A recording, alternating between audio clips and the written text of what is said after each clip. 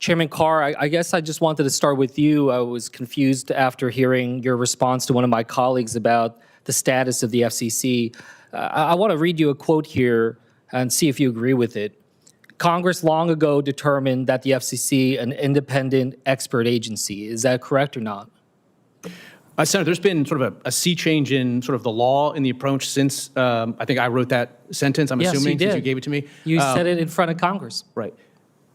The view has been that the Communications Act was passed in 1934, 1 year before Humphrey's Executor, and so Congress did not include in the Communications Act for-cause removal of FCC commissioners. So I can be fired by the president for no reason or any reason at all.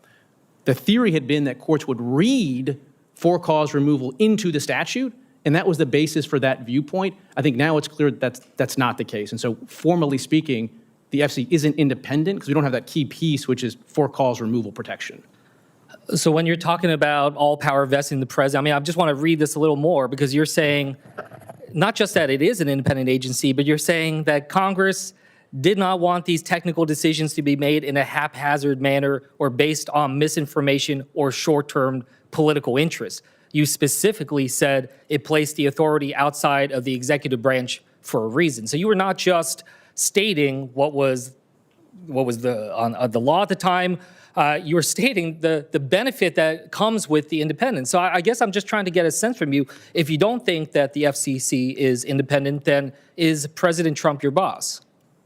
President Trump has designated me as chairman of the FCC. I think it comes as no surprise that I'm aligned with President Trump on policy. I think that's why he designated me as chairman. But ultimately, do you consider him your boss?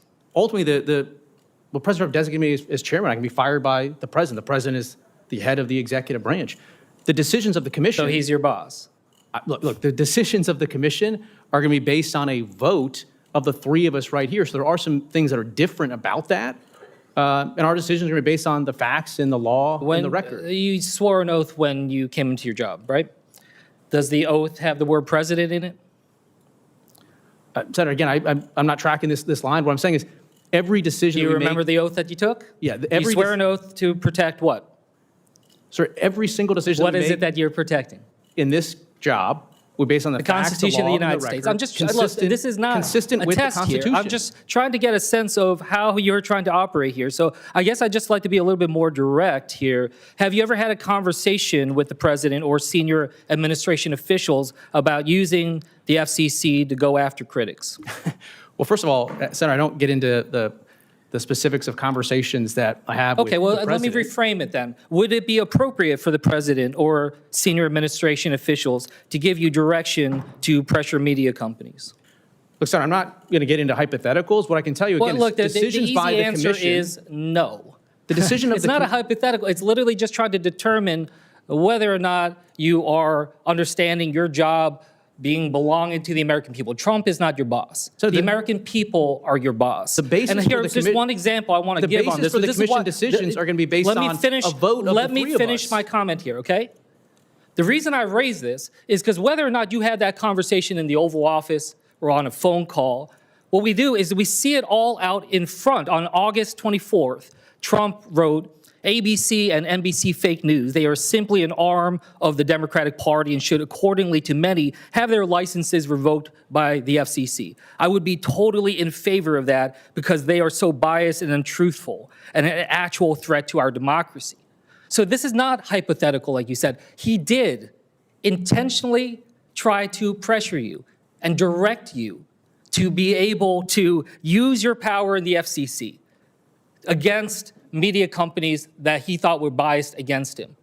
So that's why I just want to say, this is not hypothetical. This is not theoretical. This is real. And I was trying to get a sense of whether or not you thought this behavior was appropriate or not.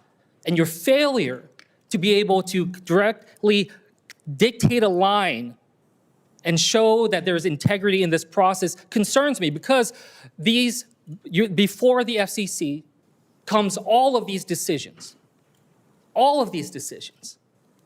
And when you cannot tell me directly that Trump is not your boss, that the American people are your boss, I do not trust you that you can make these decisions with the independent mind that is needed and directed by Congress. And with that,